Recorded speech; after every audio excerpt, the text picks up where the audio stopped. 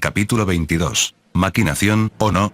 24 de enero, año 1 del Nuevo Mundo, Castillo Real, Emirato de Zaran, Emiratos Unidos de Dasman. Dasman, siendo una unión de emiratos, reconoce la representación diplomática de cada emir. Sin embargo, su autoridad es similar a la de un embajador residente en un país, en el sentido terrestre, por lo que para celebrar tratados o iniciar/terminar guerras como unión de emiratos, se requiere la aprobación del Consejo de Emirs Unidos. Entre los emiratos, el de Zaran era comúnmente reconocido como un país rico y con una agricultura próspera, pero tenía un secreto: el tesoro secreto transmitido en la Casa Real de Zaran, la joya de la comunicación. Superficialmente, es una joya que permite a su usuario comunicarse a través de las barreras del idioma.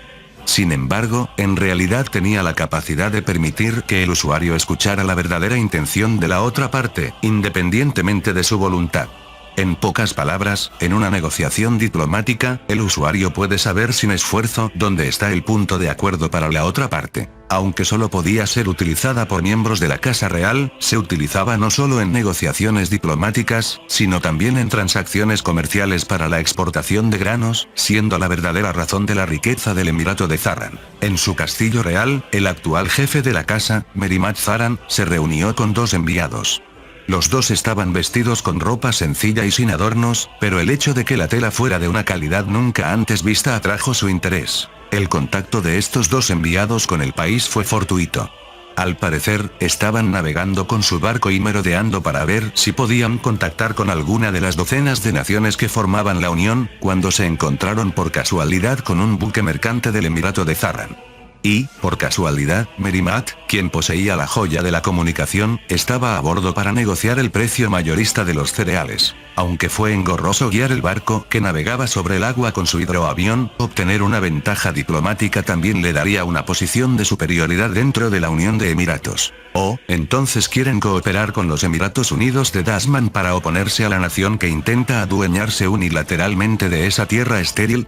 Sí, nuestra nación es vecina de ese país, y si su poder nacional crece al adquirir nuevas tierras, seremos amenazados. Deseamos fervientemente cooperar con su estimado país para hacer frente a esa nación. Mientras tocaba la joya de la comunicación, Merimat hizo un gesto de reflexión. Del enviado enemigo, se transmitía una fuerte intención: debemos hacer este acuerdo a toda costa. De esto se podría deducir que eran una nación débil que no podría oponerse a ese país sin la cooperación de la Unión de Emiratos. Por lo tanto, la intención de Merimat era pedir mucho y sacarles todo lo posible. Ya veo, aunque sea una tierra estéril, es territorio de nuestra nación. De hecho, es cierto que también debemos oponernos a esa nación. Entonces, el rostro del enviado se iluminó de repente. Sin embargo, la Unión de Emiratos no es un monolito. Hay algunos que dicen que si podemos forjar una relación amistosa cediendo esa tierra estéril e inútil, ¿por qué no hacerlo? Eso sería. El rostro del enviado se tornó de pánico al instante.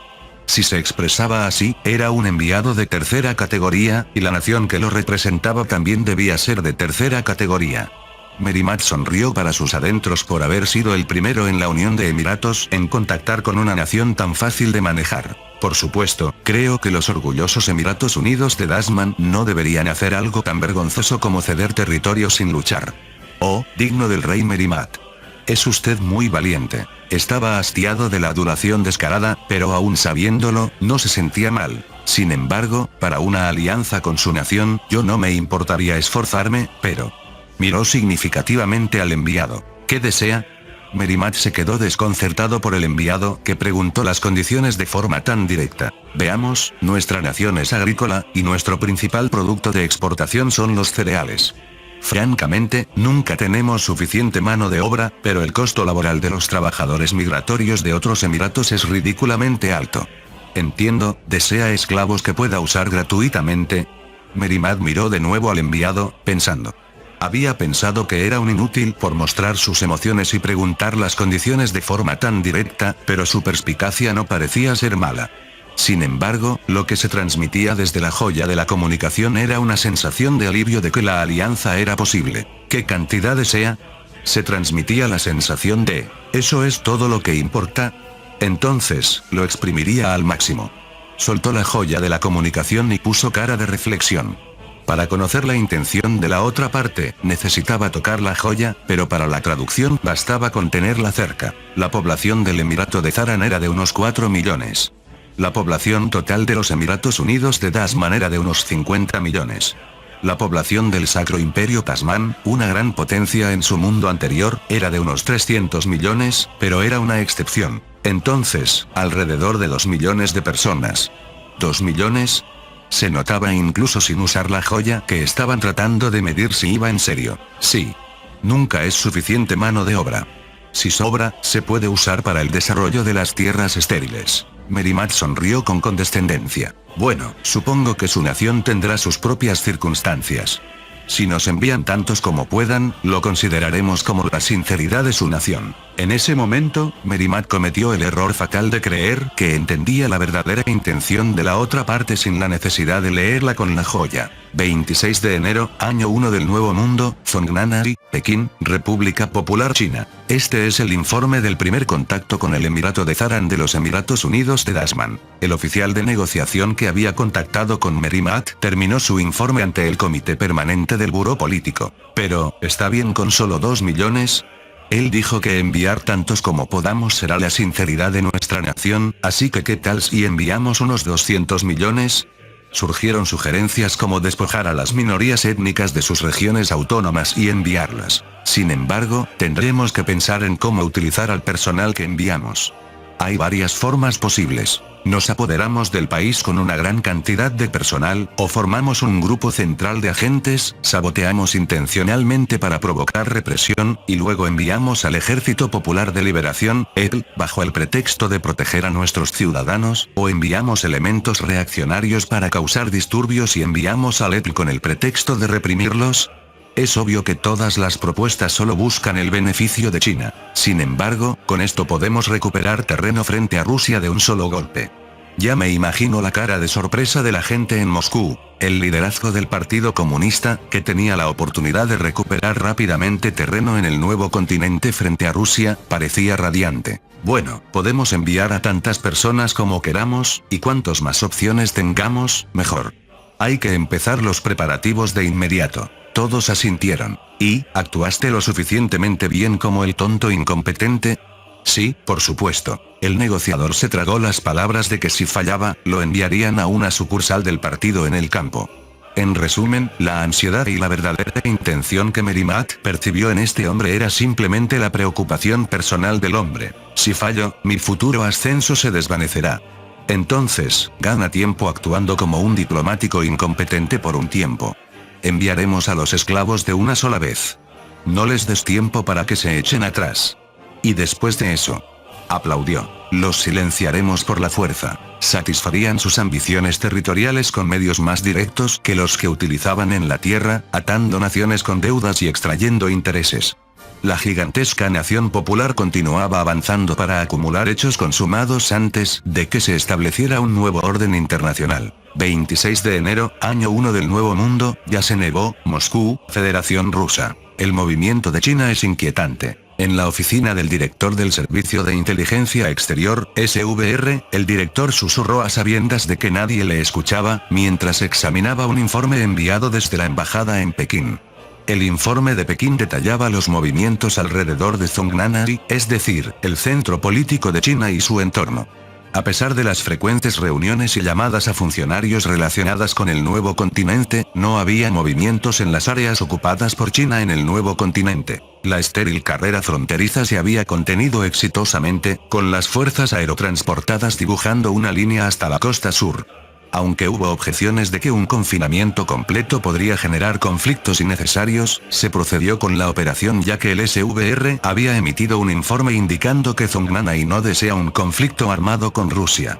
De hecho, el Ejército Popular de Liberación, EL, que quedó confinado en el extremo occidental del nuevo continente, en un área aproximadamente del mismo tamaño o un poco más grande que Taiwán, emitía amenazas pero no mostraba intención de cruzar la línea, y recientemente incluso sus amenazas habían cesado. El centro político se está moviendo intensamente, pero los movimientos en la periferia no son visibles. Parece haber actividad del Departamento de Trabajo del Frente Unido, pero, ¿cuál es el objetivo de su trabajo? Se sabía que existían organizaciones estatales en el nuevo continente, pero el contacto se había pospuesto debido a informes de que el idioma no era compatible en absoluto. Incluso ellos no pueden hacer trabajo político con un oponente con el que no pueden comunicarse. Entonces, un país con el que ya tienen contacto. Pero no han llegado informes significativos de otros países. El número de países que podrían eludir la red de inteligencia existente del SVR y ser objeto de trabajo político sin ser detectados era limitado, pero ¿podría tal país ser utilizado de manera efectiva en la situación actual para los asuntos del nuevo continente? Esta duda persistía. La antigua esfera soviética y los países europeos estaban cubiertos por una extensa red de información, acumulada desde la era de la Checa del KGB. Era difícil creer que las nuevas actividades del Departamento de Trabajo del Frente Unido no hubieran sido detectadas allí. Sin embargo, tampoco hay información particular en el sudeste asiático. La red de información del sudeste asiático, que se desarrolló a partir de la red construida durante la guerra de Vietnam, se extendía amplia y profundamente, aunque no tanto como la europea.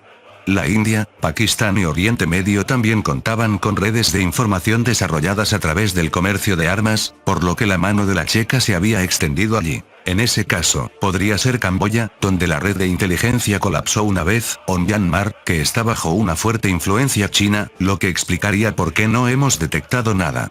Pero la pregunta principal es, ¿tendría algún sentido llevar a cabo un trabajo político en tales países para los asuntos del nuevo continente? No lo entiendo. Incluso los informes sobre la inestabilidad política en Alemania y Francia indican que la causa es el enfriamiento y la interrupción de nuestro suministro por gasoductos. El director tomó el informe europeo y lo hojeó, pero no había nuevos descubrimientos. A propósito, la estrategia de apretar el suministro por gasoductos para forzar nuestra política en Europa, ¿no ha fracasado? La estrategia era desestabilizar Europa para establecer regímenes prorrusos, pero apretar el suministro por gasoductos a una Europa enfriada para desestabilizarla solo provocó la caída de los regímenes, y el ascenso de nacionalistas de línea dura contra Rusia. Si esto fuera una operación china, sería admirable. Por supuesto, no había indicios de eso. Al final, ¿dónde está apuntando el Departamento de Trabajo del Frente Unido? Al final, solo se profundizó el misterio, y el director del SVR, una de las principales agencias de inteligencia junto con la CIA, continuó murmurando y gimiendo. Fin del capítulo 22. El link a la historia del autor estará en la descripción.